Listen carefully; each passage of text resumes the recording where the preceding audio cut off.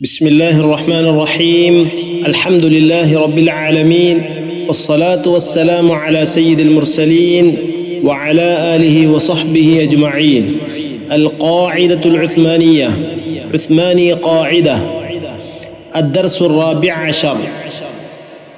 14-ാമത്തെ പാഠം ലഫ്ദുൽ ജലാല. അല്ലാഹ് എന്ന ജലാലത്തിൻ്റെ ഇസ്മാണ് ഇന്നത്തെ നമ്മുടെ ക്ലാസ്. അല്ലാഹ് എന്ന ഉച്ചാരണം പലപ്പോഴും പലരും പിഴവോടുകൂടിയാണ് ഉച്ചരിക്കുന്നത്.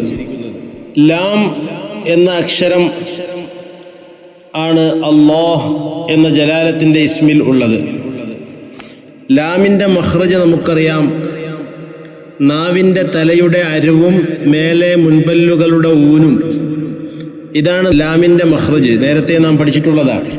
എന്നാൽ ഈ ലാമ് നാവിൻ്റെ തലയുടെ അരുവും മേലെ മുൻപല്ലുകളുടെ ഊൻ എന്ന് പറയുമ്പോൾ പല്ല് മോണയോട് മുട്ടുന്ന ആ സ്ഥലമാണ്, പല്ലല്ല. ആ ഊനിൽ തട്ടിയാൽ മാത്രമേ ലാമ് മഖ്റജ് ശരിയാവുകയുള്ളൂ. പലർക്കും മഖ്റജ് അറിയാം, പക്ഷേ ഉച്ചാരണത്തിൽ പിഴവ് വരുന്നു. പലരും പല്ലിൽ തട്ടിക്കൊണ്ടാണ് അല്ലാഹ് എന്ന് പറയുന്നത്. ചിലർ ലാഇൻ്റെ മഖ്റജ് താഇന് പുള്ളിയിട്ട ലാഇൻ്റെ മഖ്റജിൽ അല്ലാഹ് ഉച്ചരിക്കാറുണ്ട്. അതും തെറ്റാണ്. ചിലർ രണ്ട് പല്ലിൻ്റെയും ഇടയിൽ നാവിൻ്റെ തുമ്പ് വരുന്നത് പോലെ വ്യക്തമായി പുറത്ത് നാവിൻ്റെ തുമ്പ് നമുക്ക് കാണാം. ആ രൂപത്തിൽ നാവ് കടിച്ചുകൊണ്ടാണ് അല്ലാഹ് എന്ന് പറയുന്നത്. ഇതെല്ലാം തെറ്റാണ്. മറിച്ച് ലാം ഉച്ചരിക്കുന്ന മഖ്റജ് ഏതോ, ലാമിൻ്റെ മഖ്റജ് നാം നേരത്തെ പറഞ്ഞു, അതേ മഖ്റജിൽ തന്നെ അല്ലാഹ് എന്നതും ഉച്ചരിക്കണം. അതാണ് യഥാർത്ഥ ഉച്ചാരണ രൂപം. എപ്പോഴും നമുക്ക് ആവശ്യമുള്ളതാണ് ലാ ഇലാഹ ഇല്ലല്ലാഹ്, സുബ്ഹാനല്ലാഹ്. ഇതെല്ലാം ശരിയാകണമെങ്കിൽ അല്ലാഹ് എന്ന ഉച്ചാരണം ശരിയാകണം. അതിൻ്റെ മഖ്റജ് ഒരിക്കലും പല്ലിൽ തട്ടിക്കൊണ്ടല്ല. വയസ്സാകുമ്പോൾ പല്ലൊക്കെ കൊഴിഞ്ഞു പോകും. അപ്പോഴും അവസാന നിമിഷവും ലാ ഇലാഹ ഇല്ലല്ലാഹ് എന്ന കലിമത്തു തൗഹീദ് ചൊല്ലിക്കൊണ്ടായിരിക്കണം നമുക്ക് മരിക്കേണ്ടത്. അപ്പോൾ പല്ല് പോയാൽ പല്ലിൽ തട്ടി ചെല്ലുന്നവർക്ക് അവസാന സമയം കലിമ ചൊല്ലാൻ മഖ്റജ് ഇല്ലാതെയായി പോകും. അങ്ങനെ ഇല്ലാത്ത മഖ്റജ് ഉള്ള അക്ഷരമല്ല ലാം. അതുകൊണ്ട് തന്നെ പ്രത്യേകം ശ്രദ്ധിക്കുക. ഉച്ചാരണ ശുദ്ധിയോടുകൂടി അല്ലാഹ് എന്ന് ഉച്ചരിക്കാൻ കഴിയണം. ഖായിദയിലേക്ക് ശ്രദ്ധിക്കാം. തുടക്കത്തിൽ അല്ലാഹ് എന്ന് വരുമ്പോൾ അല്ലാഹു വഖഫ് ചെയ്യുമ്പോൾ അല്ലാഹ്, ഇതാണ് ജലാലത്തിൻ്റെ ഇസ്മ.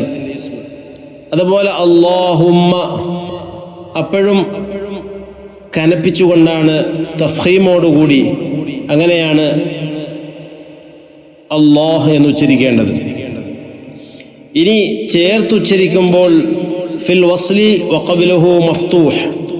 അല്ലാഹ് എന്ന ജലാലത്തിൻ്റെ ഇസ്മിൻ്റെ മുമ്പുള്ള അക്ഷരം മഫ്തൂഹ് ആയാൽ, അഥവാ ഫതഹാക്കപ്പെട്ട അക്ഷരമാണെങ്കിൽ അവിടെയും ഈ രൂപത്തിൽ തന്നെ വല്ലാഹു, വല്ലാഹ്, ഇന്നല്ലാഹ, ഇന്നല്ലാഹ്, ഈ രൂപത്തിൽ കനപ്പിച്ച് തന്നെയാണ് ഉച്ചരിക്കേണ്ടത്. മഖ്റജ് നേരത്തെ പറഞ്ഞതുപോലെ തന്നെ. അതുപോലെ തന്നെ സുബ്ഹാനകല്ലാഹുമ്മ, അവിടെയും ആ രൂപത്തിലാണ്. ഇനി അല്ലാഹ് എന്ന ജലാലത്തിൻ്റെ ഇസ്മിൻ്റെ മുമ്പ് ലമ്മാക്കപ്പെട്ട ഹർഫാണെങ്കിലും ഇതേ രൂപത്തിൽ തന്നെയാണ്. ഉദാഹരണം ശ്രദ്ധിക്കുക. ഫളലുല്ലാഹി, ഫളലുല്ലാഹ്, ഖാലുല്ലാഹുമ്മ. ഈ പറയപ്പെട്ട സ്ഥലത്തെല്ലാം, അവസരങ്ങളിലെല്ലാം അല്ലാഹ്, ഇതാണ് ഉച്ചാരണം.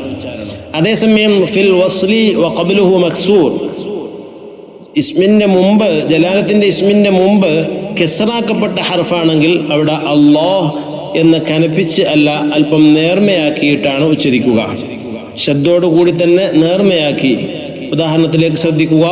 ഖുലില്ലാഹു, ഖുലില്ലാഹ്, ലില്ലാഹി, ലില്ലാഹ്, ഫലില്ലാഹി, ഫലില്ലാഹ്. അവിടെ അല്ലാ ലില്ലാ എന്ന ഉച്ചാരണം വരും.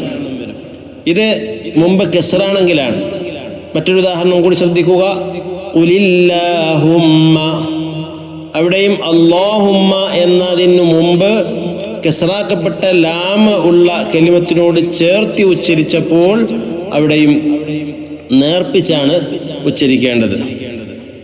ഈ രൂപത്തിൽ അല്ലാഹ് എന്നത് പ്രത്യേകം ശ്രദ്ധിക്കാനുള്ളത്, അല്ല ലില്ല എന്ന് പറയുമ്പോൾ ഏതൊരു സ്ഥാനത്ത് ആണോ ഉച്ചാരണം നാവ് ഉച്ചരിക്കുന്നത് അതേ സ്ഥാനത്ത് വെച്ചുകൊണ്ടാണ് അല്ലാഹ് എന്നും ഉച്ചരിക്കേണ്ടത്. പലരുടെയും പിഴവ് അത് വലിയ പിഴവാണ്, ഭീമമായ പിഴവാണ് എന്ന് പ്രത്യേകം ശ്രദ്ധിക്കുക. അടുത്ത ക്ലാസ്സിൽ ഒന്നുകൂടി വിശദമായി നമുക്ക് പറയാം ഇൻഷാ അല്ലാഹ്.